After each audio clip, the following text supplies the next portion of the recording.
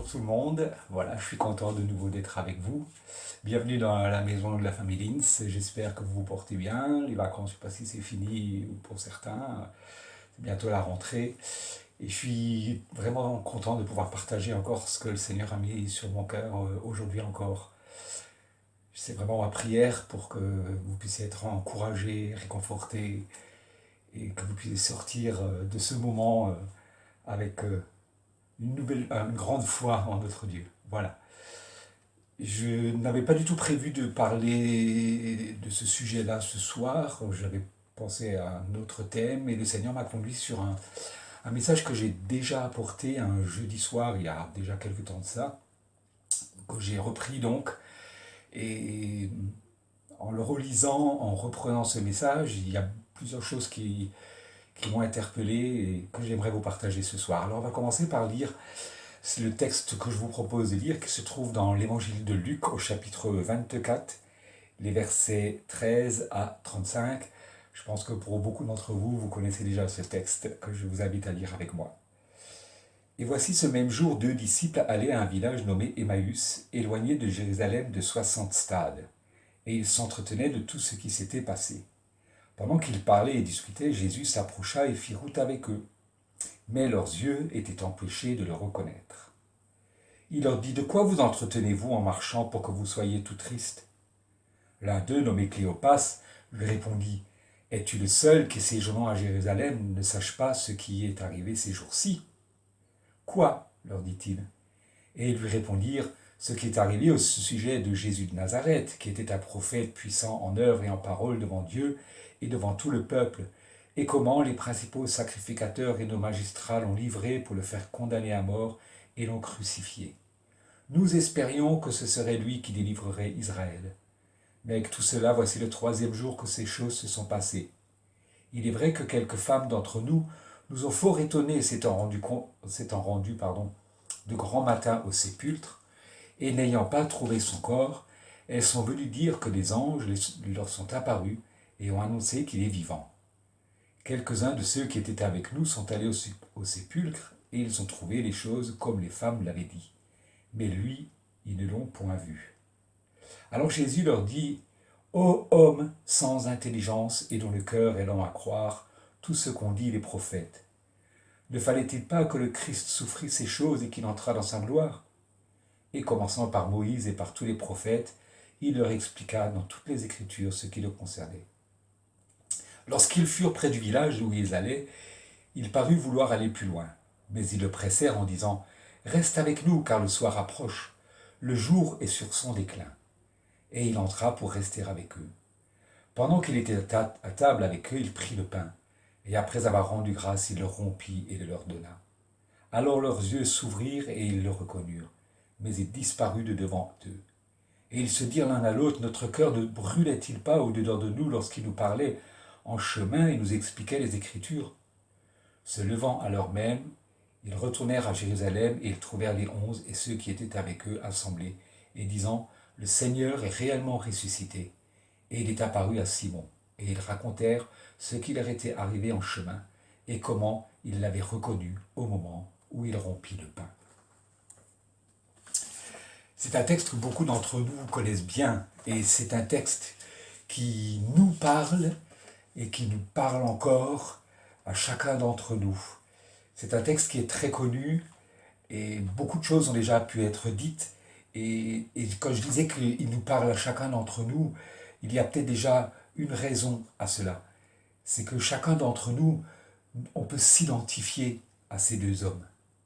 Oui, chacun d'entre nous, nous pouvons nous identifier à ces hommes dont nous ne connaissons finalement pas grand-chose. Qu'est-ce qu'on sait exactement d'eux, si ce n'est Cléopas, le prénom de l'un d'eux? Nous ne savons rien sur leur cheminement jusqu'à ce jour, à part qu'ils ont vu et entendu le Seigneur agir pendant qu'il était avec lui. Nous ne savons pas comment ils ont rencontré le Seigneur, nous ne savons pas comment ils ont vécu les choses, nous ne savons pas ce qu'ils faisaient avant, quel était leur passé avant la rencontre avec le Seigneur. Ils ne sont même pas nommés dans Luc 6 lorsque Jésus appelle les 12. Mais ces disciples ont vécu aussi des choses extraordinaires avec le Seigneur. Ils le disent eux-mêmes. Ils l'ont entendu parler, enseigner, guérir. Un prophète puissant en œuvre et en parole au verset 19. Mais à côté de ça, on ne connaît rien de leur cheminement, de leur passé, de leur rencontre. Ces deux hommes un peu anonymes, on va dire, auxquels chacun d'entre nous peut s'identifier. Oui, chacun d'entre nous, de par notre conversion, comme ces deux hommes, nous sommes devenus disciples de Jésus-Christ. Et personnellement, je ne connais pas vos parcours, je ne connais pas pour la plupart d'entre vous vos cheminements, je ne connais pas la façon dont vous avez rencontré le Seigneur pour la plupart d'entre vous. Nous avons tous, comme ces disciples, un vécu, chacun différent. Chacun, personnellement, nous avons vécu cette rencontre avec le Seigneur. Nous avons tous, jusqu'à ce jour, fait un bout de chemin avec lui. Nous l'avons tous, et je pense que nombreux seraient les témoignages, vécu des grandes ou de petites choses avec notre Seigneur, vécu des exaucements de prière, des moments de grande joie, de renouvellement, d'encouragement, de réconfort de la part de notre Seigneur, comme ses disciples les ont vécus. Ces moments forts où nous l'avons vu agir dans notre vie et qui nous remplissaient de joie. Oui, nous sommes, chacun pour notre part, en tant que disciples, comme ces deux hommes, avec notre passé, avec ce qui fait notre vie, ce qui fait notre cheminement. Et pourtant, ces deux hommes qui auraient dû avoir cette joie de la rencontre du Seigneur, cette joie de ce cheminement, cette joie de tout ce qu'ils ont vécu, comme nous avons cette joie du salut, cette joie de notre rencontre, cette joie d'avoir découvert l'œuvre de Jésus à la croix pour nous. Pourtant, ces deux hommes sont tristes. Nous les retrouvons tristes. C'est le Seigneur qui leur dit « Pourquoi êtes-vous si tristes ?» Comme si tout s'était effondré pour eux. Et ma question que je me pose, c'est qu'est-ce qui rend le fait que ces hommes soient si tristes? Et c'est justement cette question que le Seigneur leur pose. Et c'est la première chose qui m'a un peu interpellé en relisant ce texte. Le Seigneur a demandé à ces hommes d'exprimer ce qui les rend tristes. Il leur demande d'exprimer leur tristesse. Et pour cela, il leur pose une première question. De quoi vous entretenez-vous pour que vous soyez si tristes? Et quelle est leur réponse? Es-tu le seul qui ne sache pas ce qui est arrivé à Jérusalem? Ils répondent à une question de Jésus par une autre question. En fait, ils ne répondent pas exactement à la question que Jésus leur a posée. Et ils répondent d'une manière un peu vague, un peu générale. Comment ça, t'es pas au courant des événements qui se sont passés à Jérusalem? C'est un peu vague, hein, ce qu'ils disent là.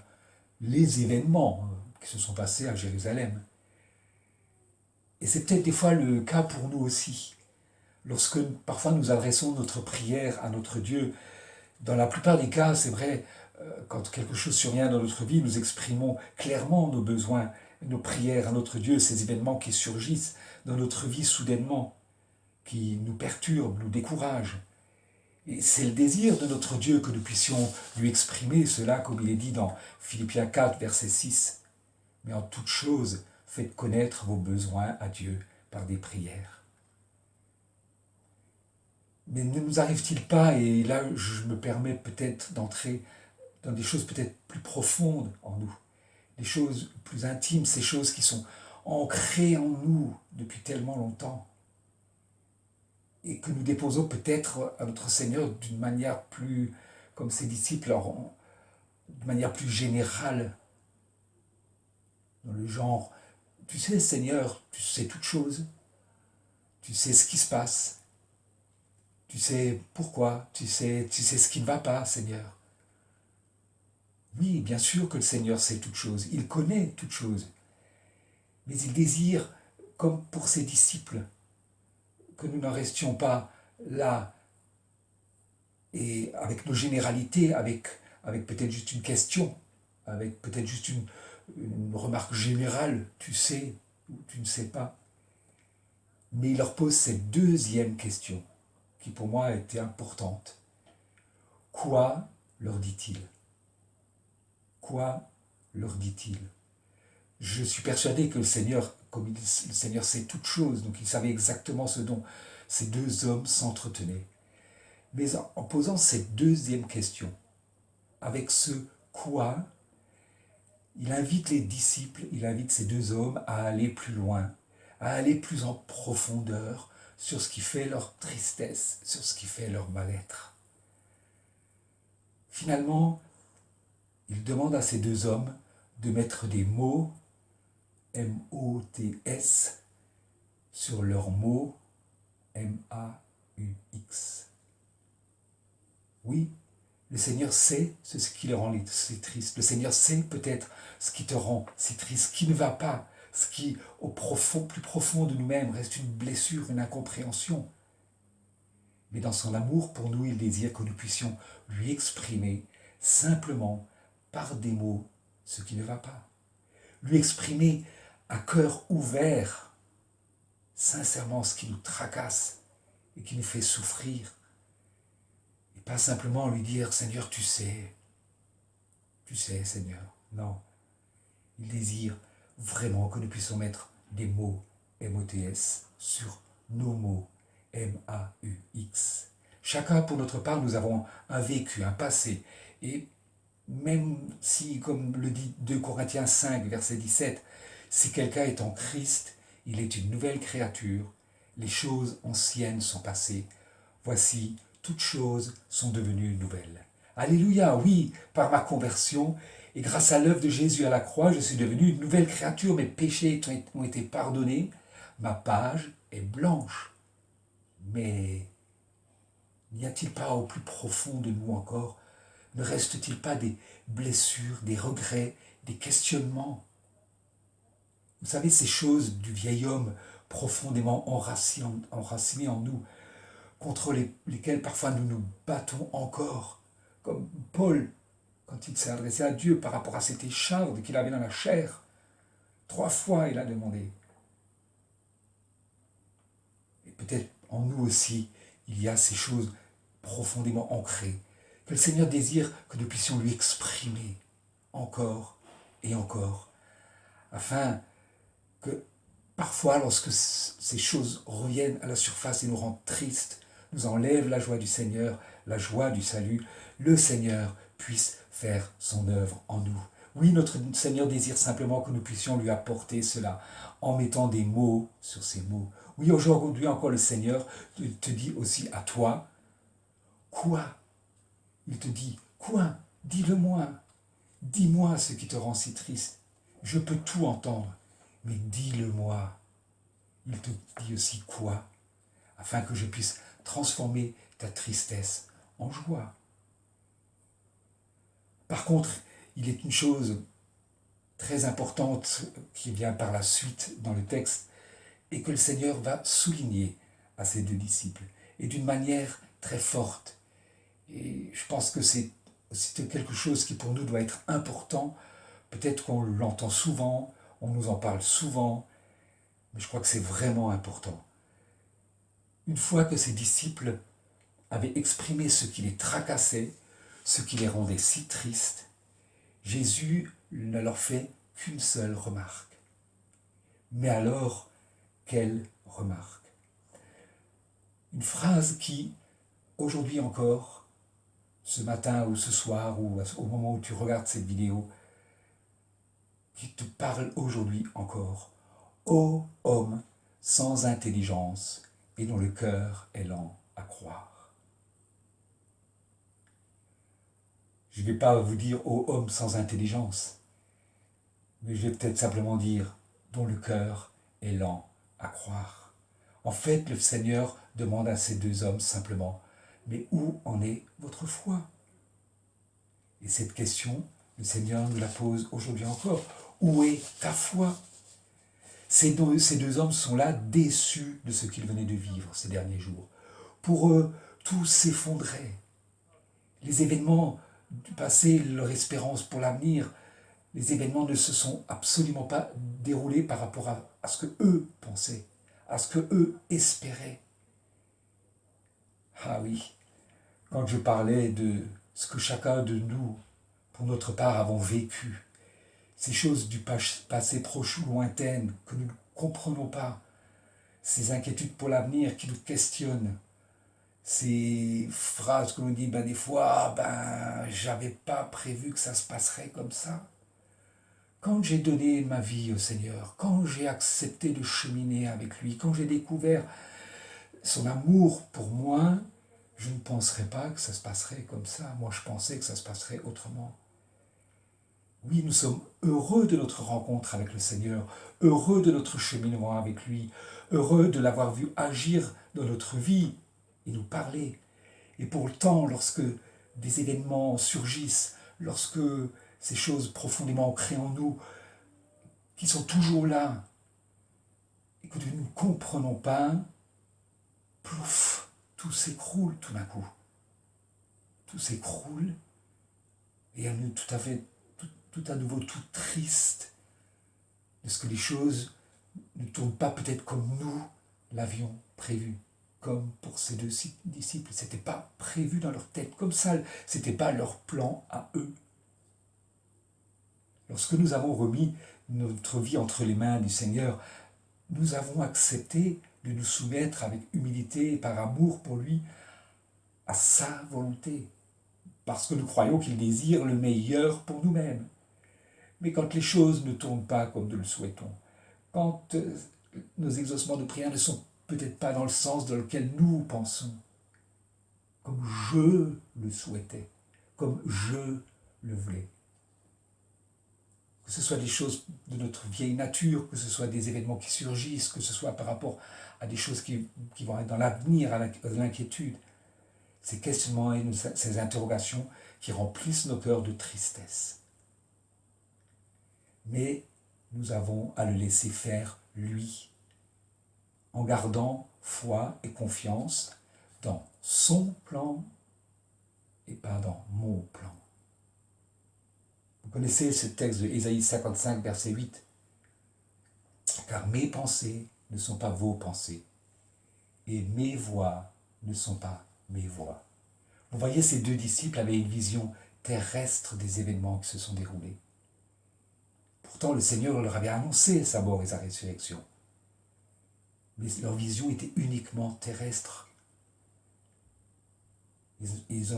Et il en est souvent ainsi pour notre passé, que nous ne comprenons pas toujours, mais également pour notre avenir. Nous avons ce regard terrestre sur les choses, parce que nous avons notre plan, notre vision.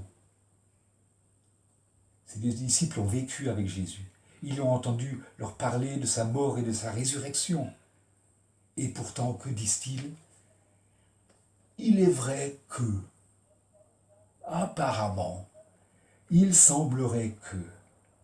Ah, je ne suis pas là pour les juger ou les critiquer, parce que je n'étais pas à leur place, c'était certainement pas facile. Mais nous, maintenant qui connaissons ce récit, nous connaissons le plan de Dieu à l'époque.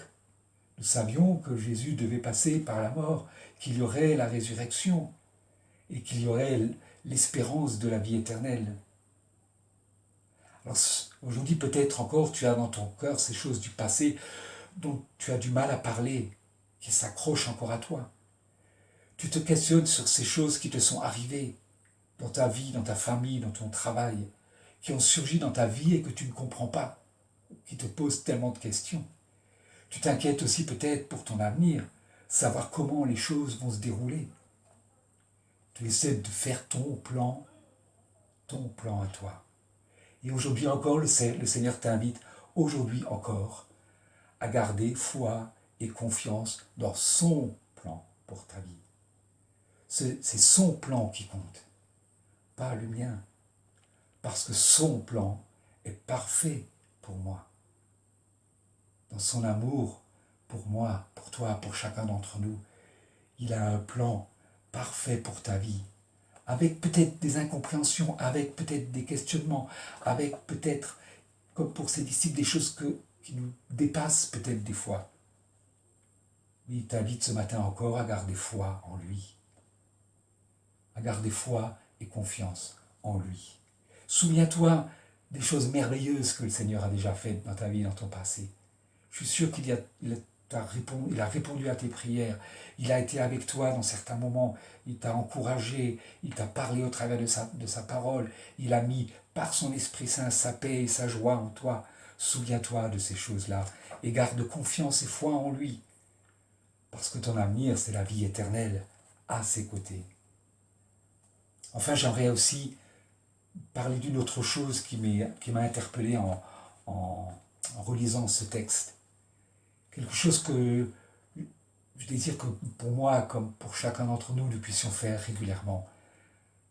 Revenir à la croix chaque jour. Revenir à ce moment où nous avons cru dans l'œuvre rédemptrice de notre Seigneur et Sauveur. Reviens à ce moment de ta rencontre avec lui, ce moment où tu as vu, où tu as réalisé l'œuvre à la croix de Jésus pour toi. Et où tu as mis cette foi en action pour lui. Tu as mis cette foi en action. Et pourquoi je dis cela? Je dis cela parce qu'au moment où Jésus a rompu le pain, quand il a rompu le pain, symbole de son corps brisé sur la croix, leurs yeux se sont ouverts. Au moment où ils ont partagé ce pain, leurs yeux se sont ouverts. Et c'est ce que le Seigneur désire faire pour chacun de nous, aujourd'hui encore. Revenir à la croix, réaliser l'œuvre à la croix de Jésus pour nous, afin que nos yeux s'ouvrent et que nous comprenions et que nous voyons son plan parfait pour nos vies et que notre tristesse se transforme en joie, malgré tout ce qui peut arriver, malgré les choses qui surgissent dans notre vie, parfois que nous ne comprenons pas. Bien sûr, nous avons aussi notre responsabilité. Certains événements arrivent dans notre vie parce que nous faisons des choix qui sont contraires à la volonté de Dieu. Aujourd'hui, je t'invite à remettre ta vie encore entre les mains de ton Seigneur, à revenir à la croix, afin que tes yeux s'ouvrent et que tu réalises, oui, il est mort pour moi à la croix parce que j'ai accepté l'œuvre de Jésus à la croix pour moi. Je sais qu'il m'aime et je sais qu'il a un plan pour ma vie. Je me soumets à ton plan, Seigneur. Ouvre les yeux sur ton plan à toi, Seigneur. Ouvre les yeux de mon cœur afin que je vois ton plan parfait pour ma vie. Il y a une chose que ces deux disciples n'ont pas réalisée et qu'ils ne réaliseront que plus tard. Et c'était un peu le thème principal du message que j'avais apporté il y a quelque temps de ça en arrière. Et pourquoi leurs yeux étaient empêchés de le reconnaître? Pourquoi n'ont-ils pas reconnu Jésus? Parce que ces deux disciples étaient là, aveuglés, obsédés, déçus par les choses du passé, déçus, inquiets par les choses de l'avenir. Mais entre le passé et l'avenir, il y a le présent. Et leurs yeux étaient empêchés de voir que Jésus était présent dans leur présent. Il était là dans leur présent à ce moment-là. Mais ils étaient tellement pris dans leurs pensées par rapport à ce qui se passait dans le passé et par rapport à l'avenir, comme cela peut nous arriver à nous aussi. Avec nos questionnements, nos inquiétudes, nos blessures du passé, nos inquiétudes pour l'avenir. Nous ne voyons pas que Jésus est là, dans notre présent, et qu'il marche à nos côtés. Qu'aujourd'hui encore, nous puissions avec foi voir que notre Seigneur marche à nos côtés, dans notre présent de chaque jour. Seigneur, ouvre les yeux de mon cœur chaque jour, afin que je réalise que tu es là dans mon présent, maintenant. Et que je garde cette foi en toi. Vivre le présent avec le Seigneur, c'est chaque jour, à chaque instant, réaliser qu'il est là, qu'il nous parle dans les moments de communion avec lui. Vivre le présent du Seigneur, c'est garder la foi en son plan pour ma vie.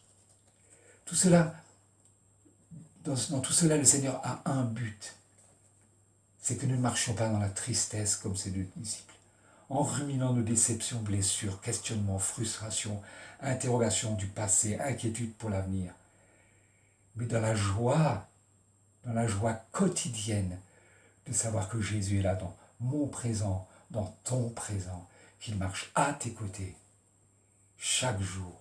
Et avoir cette assurance, cette foi, cette certitude que ma vie est dans sa main et que son plan pour ma vie, c'est le plan parfait.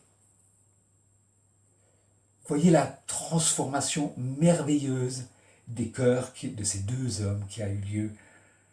Des cœurs tristes, transformés en cœurs brûlants pour Jésus. Alléluia, c'est ce que je désire pour chacun de nous, c'est ce que je désire pour ma vie, c'est ce que le Seigneur désire pour chacune de vos vies que je ne connais pas. Je ne connais pas vos passés, je ne connais pas vos cheminements, je ne connais pas vos questionnements. Pour la plupart, il y a des choses peut-être difficiles à vivre. Le Seigneur t'invite aujourd'hui encore à réaliser qu'il est là dans ton présent. Quel que puisse être ton passé, quel que puisse être ton avenir, tu n'as peut-être pas eu les réponses que tu attendais. Garde foi et confiance en lui. C'est ce qu'il t'invite à faire. Que ton cœur ne soit pas lent à croire, mais mets ta foi en action. Il a un plan pour ta vie. Ce plan, tu ne le comprends pas peut-être des fois et tu te questionnes. Mais réalise que le Seigneur est là aujourd'hui encore dans ta vie, dans ton présent. Alléluia. Alors que nos cœurs, qui sont parfois remplis de tristesse, lorsque nous réalisons cette présence du Seigneur, soient transformés en cœurs brûlants pour lui. Des cœurs remplis de joie pour notre Seigneur et Sauveur. À lui soit toute la gloire. Amen. Je vais encore prendre un petit temps de prière et que le Seigneur vous bénisse et vous encourage. Alléluia. Merci Seigneur, parce que aujourd'hui encore tu es là, à mes côtés, aux côtés de chacun de mes frères et de mes sœurs. Tu es là dans le présent de nos vies et ton désir, Seigneur, c'est de chasser toute tristesse, toute angoisse, tout questionnement, de le remplacer par ta joie, par des cœurs brûlants pour toi. Seigneur, donne-nous de mettre notre foi en action. Seigneur, donne-nous d'avoir foi et confiance en toi. Que nos yeux s'ouvrent, Seigneur, ouvre nos yeux afin que nous réalisions encore et que nous voyions ton plan pour nos vies. Que nos yeux ne soient pas attachés à nos plans terrestres, mais que nos yeux soient tournés vers toi, que nous ayons foi en ton plan. Tu sais toutes choses, tu sais le commencement, tu sais la fin, tu sais toutes choses.